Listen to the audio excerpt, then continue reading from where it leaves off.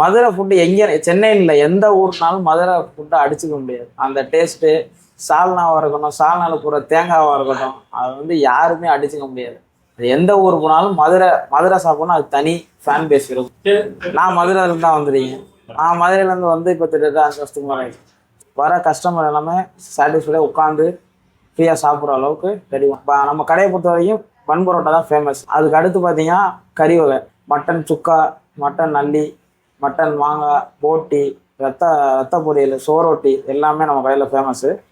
Pepper chicken, chicken சுக்கா, ஆசாரி வறுவல், இதெல்லாம் நம்ம கடையில் ரொம்ப ஃபேமஸ். ஆசாரி வறுவல்னா வெறும் நல்லெண்ணெய், வரமிளகா, உப்பு இதை மட்டும் வச்சு பண்ணுறது. நல்லாயிருக்கும், சாப்பிட்டு பாருங்கள். நல்லெண்ணெய் டேஸ்ட்டும் அவங்களுக்கு நல்லா அடிச்சுட்டு வீக்லி ஸ்பெஷலுங்கிற மாதிரி சனி ஞாயிறுனா ஆட்டுக்கால் பாயா. நான் இங்கே நிறைய இடத்துல சாப்பிட்டு பார்த்துருக்கேன்.